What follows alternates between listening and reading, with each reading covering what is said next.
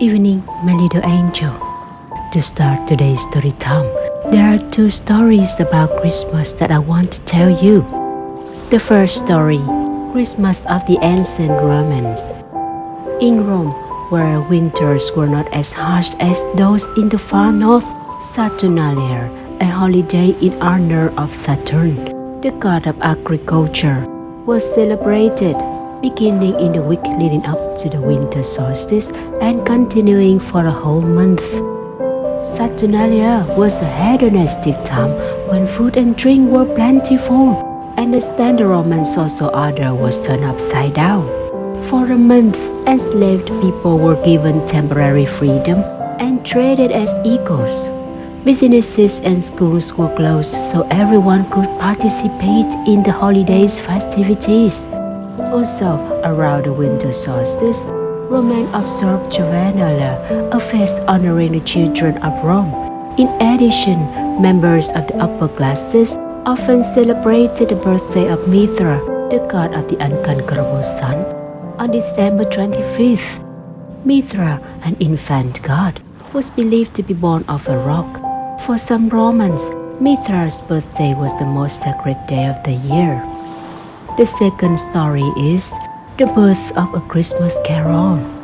Around 1800, English author Charles Dickens created the classic holiday tale, A Christmas Carol.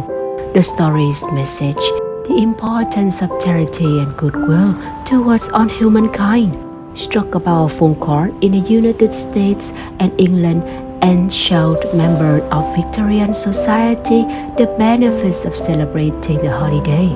The families were also becoming less disciplined and more sensitive to the emotional needs of children during the early 1800s. Christmas provided families with a day when they could lavish attention and gifts on their children without appearing to spoil them. The next part about Christmas, we'll save it to the next time. And now, back to Totto-chan. A Spy and Daddy's Violin. The children at Tomoe were sad for a long time, thinking about Yasuaki-chan, particularly so in the morning, when it was time to start class. It took a while for the children to get used to the fact that Yasuaki was not just late, but wasn't ever coming again. Small classes might be nice, but it made things much harder at times like this. Yasuaki-chan's absence was so conspicuous. The only saving grace was the fact that seats were not assigned. If he had had a regular desk, its being vacant could have been awful. Recently, Tottochan had begun to think about what she would like to be when she grows up. When she was younger, she felt she wanted to be a street musician or a ballerina, and the day she first arrived at Tomoe, she thought it could be nice to be a ticket seller at a station. But now she thought she would like to do some kind of work that was unusual, but a little more feminine. It might be rather nice to be a nurse, she thought. But she suddenly remembered that when she had visited the wounded soldiers in the hospital, she had noticed nurses doing things like giving injections, and that might be rather difficult. So, what should she do? Suddenly, she was transported with joy.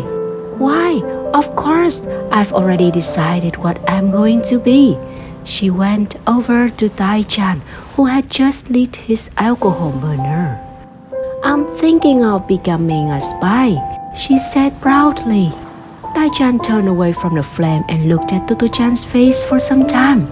Then he gazed out of the window for a while, as if he thinking it over, before turning to Totto-chan again to say in his intelligent, resonant voice, slowly and simply so she could understand. You have to be clever to be a spy. Besides that, you've got to know a lot of languages. Tai-chan paused a moment for a breath, then he looked straight at her and said bluntly, And in the first place, a lady spy has to be beautiful. Totto-chan slowly lowered her eyes from Tai-chan's gaze and hung her head. After a pause, Tai-chan said thoughtfully, in a low voice, this time without looking at Totto-chan. And besides, I don't think a chatterbox could be a spy. Totto-chan was dumbfounded, not because he was against her being a spy, but because everything Tai-chan said was true. They were all things she had suspected. She realized then that in every respect, she lacked the talents a spy needed. She knew, of course, that Tai-chan had not said those things out of spite. There was nothing to do but give up the idea. It was just as well she had talked it over with him. Goodness me, she thought to herself. Tai-chan's the same age as I am, and yet he knows so much more. Supposing Tai-chan told her he was thinking of being a physicist, what on earth could she be able to say in reply? She might say, well, you're good at lighting alcohol burners with a match. But that could sound too childish. Well, you know that Kitsune is fox in English and kutsu are shoes, so I think you could be a physicist. No, that wasn't good enough either. In any event, she was pretty sure Tai-chan was destined to do something brilliant. So she just said squeakily to Tai-chan, who was watching the bubbles form in his flask.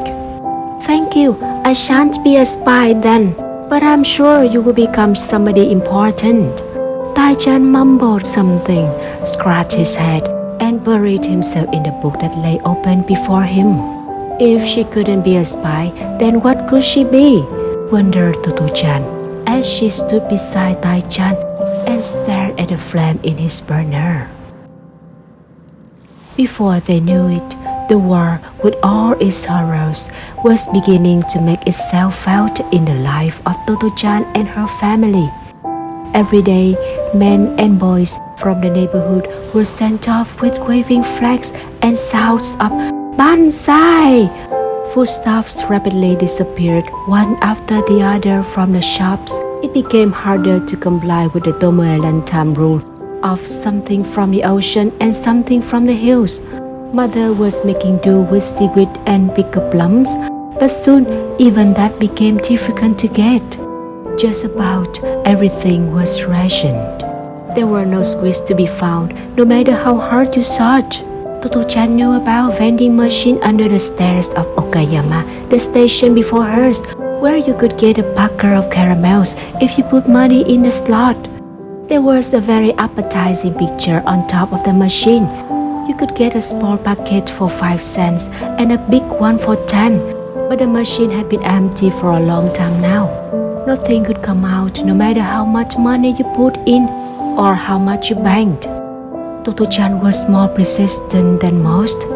Maybe there's still one packet somewhere, she thought. Maybe it's caught inside. So every day she got off the train at a stop before hers and tried putting 5 or 10 cents into a machine, but all she got back was her money. It fell out with a clatter. About that time, someone told Daddy that most people would have thought welcome news if he went and played popular wartime music on his violin at something called a munitions factory, where they made weapons and other things used in war. He could be given sugar and rice and other treats, since Daddy, who had recently been awarded a prestigious musical decoration, was well known as a violinist. The friend told him he could be given many extra presents. What do you think? Mother asked Daddy. Are you going to do it? Concerts were indeed becoming scarce. In the first place, more and more musicians were being called up, and the orchestra was short of players. Radio broadcasts were almost entirely given over to programs connected with the war. So there was not much work for Daddy and his colleagues. He ought to have welcomed the opportunity to play anything.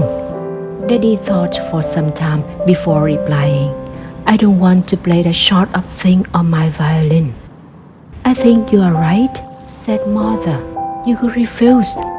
We'll get food somehow. Daddy knew Totto-chan had barely enough to eat and was fairly putting money in the caramel vending machine every day. He also knew that the gifts and food he could receive for playing a few wartime tunes could be very handy for his family. But Daddy valued his music even more. Mother knew that too, so she never urged him to do it. "Forgive me, Totosuke," said Daddy sadly. Totto-chan was too young to know about art, ideology, and work. But she did know that Daddy loved the violin so much he had been something called disowned, and many of his family and relatives did not speak to him anymore. He had had a hard time, but he had refused to give up the violin all the same. So Totto-chan thought it quite right for him not to play something he didn't like. Totto-chan skipped about around Daddy and chirped, "I don't mind, because I love your violin too." But the next day, Totto-chan again got up at Okayama and peered into the hole in the vending machine. It was unlikely that anything could come out, but she still kept hoping. Today's story time is over. It's cold even though it's not raining at the end of the year. My little angel, dress warmly even in your sleep. I wish you a good night's sleep. Kiss you long on your forehead. See you again next time.